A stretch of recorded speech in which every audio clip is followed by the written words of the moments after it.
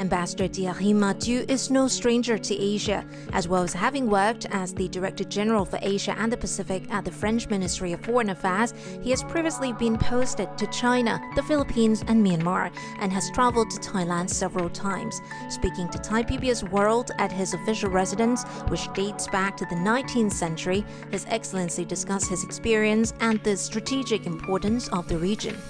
The first time I visited Thailand was 42 years ago as a backpacker. I spent 1 month in the country, going around in different cities. I chose this assignment. I was the one who wrote the blueprint of what we call Indo-Pacific strategy. And I was already convinced at that moment that Southeast Asia had to be a priority while implementing this strategy. First, we belong to this region. We have territories in the Indian Ocean, in the Southern Pacific, so we don't feel as observers, we feel as actors in the region. Second, we wanted to contribute to a better geopolitical balance in the region.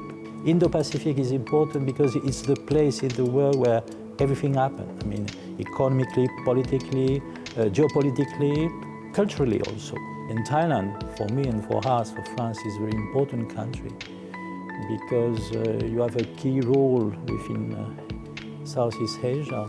Citing the long history with Thailand, the ambassador notes the need for a change in the old perceptions between the two allies, the need to explore new elements such as technology, which could further deepen the ties.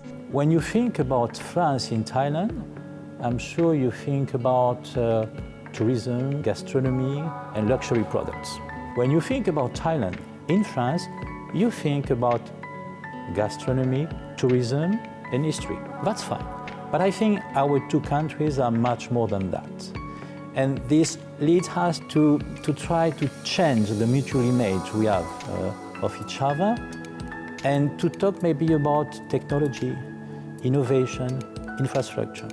So this is the reason why we decided a couple of years ago to institutionalize more our relation, which led us last February to sign a roadmap on the bilateral relation 2022-2024. And the idea is to upgrade in 2024 our bilateral relation to a strategic partnership. We want really to deepen our relation with Thailand on all fronts. Education, people-to-people exchange, economy, of course, culture. And in doing so, we also want to bring new elements in our relation. And we have decided next year, 2023, will be the year of France-Thailand innovation. Last December, I signed with the Minister of Transport here in Thailand a new letter of intent. And we are also very concrete, let's say in automotive, for instance, EV, railway, logistics. Next year, Thailand will launch a satellite. This satellite will be launched from France. With up to 40,000 French nationals living in Thailand, many of whom are retirees, France is among a handful of countries to import COVID-19 vaccine and to administer it to its citizens living in Thailand. The French government also donated 3.2 million Pfizer doses to the Thai government in April. Constitution, we are bound to provide the same kind of services to our citizens, either they're in France or abroad. And I must say, I was really impressed by the support of the Thai government from top to down. I mean, scattered all around the country, not only in Bangkok. So we had to open 8 vaccination centers from Khon Kaen to Phuket. With French President Emmanuel Macron being re-elected in April, the ambassador reassured Thailand of continuity in policy towards the country and that the focus on the region will be even more important in the light of and not despite the war in Ukraine. As far as the bilateral relation is concerned, we are in the continuity.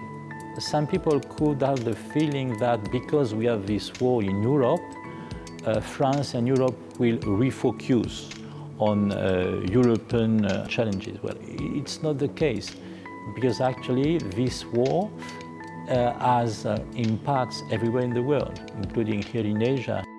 Hatay Tes Kitiranan reporting for Thai PBS World.